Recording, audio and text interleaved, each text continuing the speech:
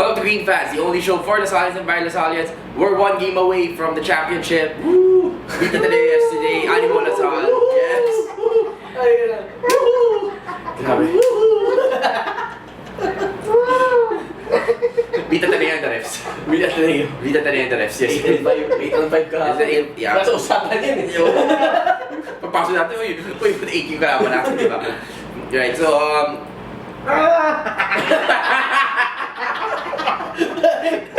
siguro ka nilibiste. na-provoke na naman daw. Alright, so... Friends kami yan. Hi guys. Alright, so we won by 2 points, 67-65, courtesy of a Gerald game winner. And a Gerald Block. And a Gerald block, yeah, more than anything. We thought it was going to be a runaway victory at the start. Yeah, we went up 16-2. Then, 19. Life was good eh. Oh, life was good. Life was good. Okay, relax. Ang nag-16 to, gusto yung bear ko. Yung nangyari doon was, pinaalis ako ng bouncer. Oh, lipat kayo sir dyan. No, lipat siya dito. Then, ayun. And then, second quarter, we were still up by 10 at the half. So, not so bad. Like, and then suddenly... Yeah, we were executing well. The defense was playing our game. Correct, exactly. And if you notice, the first 2 quarters, the pace was pretty fast. Like, that's always to our advantage. Yeah. And then, third quarter, suddenly, it slowed down. Dami pa ulit.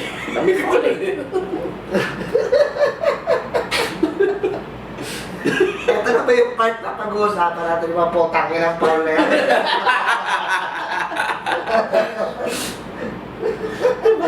Si Ben na ni Ben? Si Ben. Diyos ko. Ay, teka lang. Legal na daw yung ganun sa... legal na daw. You see? 1, 2. What did you see all those referees yesterday? Diba? They're burning hell. Kasi And then, like, there was this one call which pissed off both Lasalians and Adellians. Oh, you're charging Jeron. Oo, pero charging counted.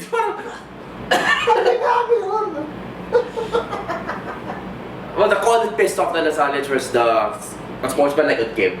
Yeah. Kasi syempre, kasi bawal na tumakbo ngayon. oo, kailangan tayo ka lang. Tapos kung madapa siya, if any, kasalanan yun ng isang player for running in the path of Kip, di ba? Oo nga. But yung conference sport, I wouldn't call it a sportsman like. At the most, that would be a regular foul, di ba? Okay. At most, that would be a regular. Kaya nga eh. Pumikot dito yung amoy. Then, tractors. Yung nagpa-box out charging. Post up na yung gano'n? Oo, yung regular Bawal post. na pala yun. Oo. So ano na pwede gawin ngayon? Basta naka-blue ka lahat. Oo. Pwede magpinti ulo na lang pwede. Grabe ito, sir. That was a badly... That was a badly appreciated game. Shades of 2008 eh. Oo, except now we're a better team eh. Oo, yun nga eh. Buto na lang. Pero tanong dyan, si Commissioner, Hindi ko alam. what next? Wala. Tapos kung mapapansin nyo, yung referee na who's calling against us, yung payat na kamukha ni E.T. Oo. Oo. Grabe. Diretso na sila kung kami yung after. Yeah, it was a badly appreciated game, and by the end of the third quarter, it was a tie ball game already. Yeah. And then fourth quarter, it was tight throughout the whole quarter. So it brought out the best of the team Lasal. Yeah. Sabutan kasi the crowd. Nagkainitan na eh. Fourth quarter. Pati yung crowd. Oo, may crowd kahapon. Yeah, then Matt Nieto made the jumper to give them the lead.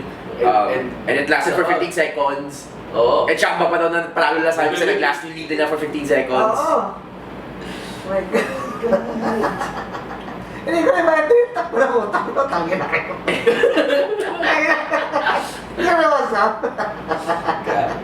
Jeron runs down the court, game-winning layup, and then blocks. So I think that was a payback for 2001 eh. For 2002 I mean. Absolutely. Yeah.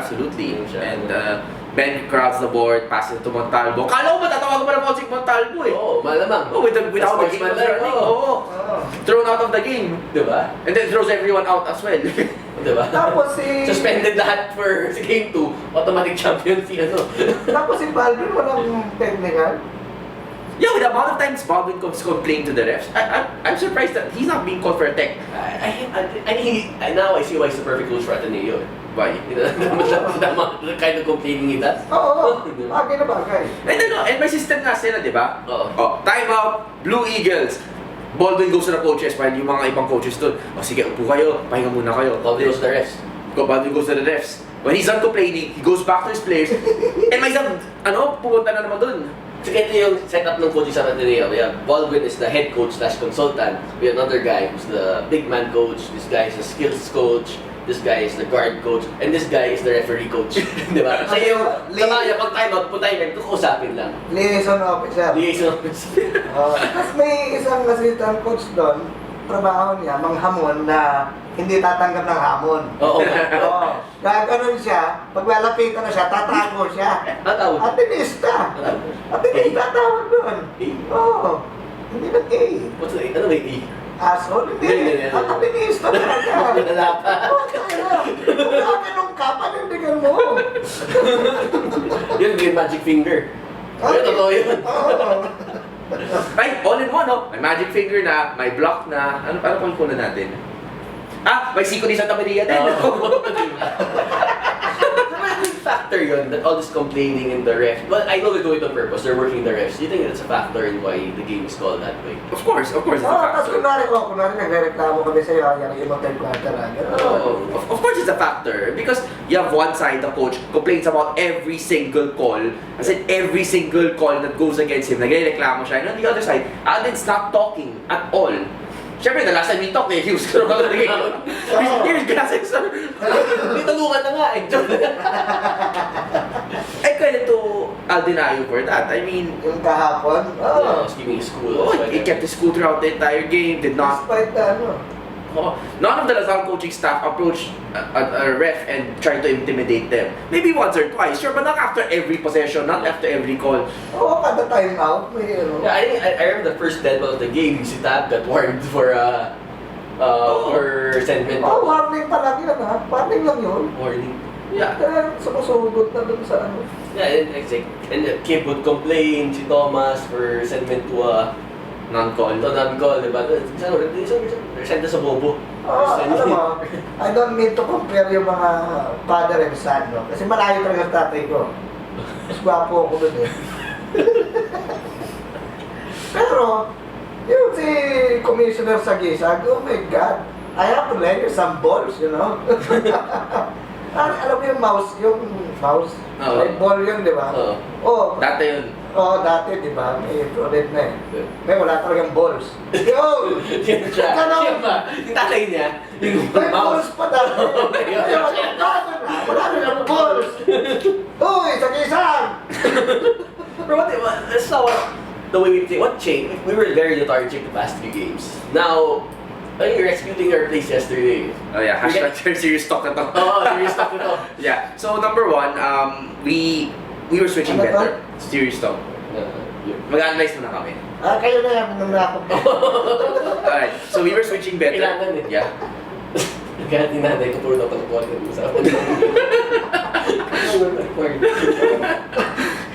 So number one, we're switching better. Like coming off screens. I think we can still do better at that though because Ateneo typically was a screen and then they'll hit the short, the mid-range jumper and it'll go in. We need to defend those better. What I like better is like we were getting Ben in those positions to score. Correct. Yes, correct. What you do is keep Ben kicking out pas double eh. Yun lang eh. That's right. And or it's either that or Ben actually executing faster. The moment he gets to the ball, He attacks. attack agad, and that's what we need to And do. he gets called for the foul. Kina-portal si Ben, no? Oh, si Jeron Ben. What I cannot understand is Jeron, parang every time Jeron drives, he's gonna be called for a foul, di ba? And I don't think a foul was called against Jeron. Did Jeron make free throws? Parang hindi, no? Pero wala. Yeah, he didn't have free. I don't know when the last time that happened. Yeah, and like, well, What do you say about Gerald? Gerald didn't play great, but he stepped up in the last part. Eh. well, okay. No, for me, like, I thought Jeron played okay. He did not play bad. Played well. I think this is well because he had a steady first 3 quarters. Yeah. Played by foul trouble, unfortunately, intentionally, of course. Pero apart from that, like when it mattered the most, he carried the team. Yeah. already.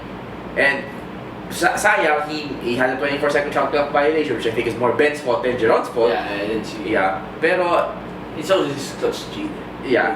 Oh, and wala. And finally, he drove and then he made that shot. That's probably the type of Jeron we want to see a little bit more. Yeah. Drive to the basket, try to beat those defenders. And I Yeah. guess that's what LaSalle was severely lacking. Yeah. And then, again, Thomas grabbed those really big points during the fourth quarter. Yeah. As in, he would run out of nowhere, smallest guy on the floor, get those rebounds, and then... And Valencia stepped up with those 4 threes. Oh, absolutely. So, Puro 50-year pa na siya. yes, exactly. Apparently. Yeah, which is good. Bakit? Dahil din kay... MEC, yeah. So, yeah. And then, like, this is a great photo of Thomas na parang heart and soul of the team. Oh, So, yeah, I mean, drew the charge. yeah, and that was, those are really good points. And I think a little bit more improvement. I think Kib may have to stop trying to do a bit more of those hand check fouls. Yeah. Kib and Aljun, they gave up a lot of hand check fouls. Those are siguro, some of them are real fouls, some of them are not so sure. So, but the fact of the matter is, hindi ko kasama ka, di mo tinawagan.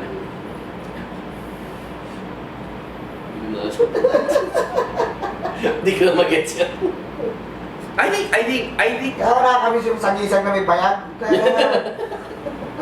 Alright, okay, so. I wonder, wala bang sanctions or, you know, it's a big question.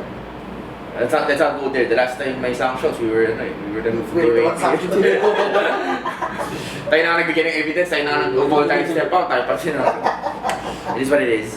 No, but I think, correct me if I'm wrong, but perhaps the general feeling of the LaSalle community after the Game 1 win was not that of relief. It was more of frustration. Parang, we were incredibly frustrated over the fact that this is a game that we should have won. We should have won by more. This is a game where we were executing correctly. This is a game where we were playing to the best of our We're ability. not saying your best, but Yeah. We're playing better than the last 3 games, but there are things outside of our control that were happening that were disrupting our flow. And Ateneo winning this game, if they won this game, would have been incredibly frustrating because we know that 8 or 5 is just not fair. Yeah, so sorry graping and all, I may sound it, but that's what everyone thinks and that's what social media thinks as well. So Yeah. I guess it is what it But is. you know, it still feels great to beat Ateneo. Of course. At the end of the day. Of course. And And we will perhaps beat them again oh naman, yeah. Wednesday. Yeah. And the referees will also beat the refs on Wednesday. Yeah.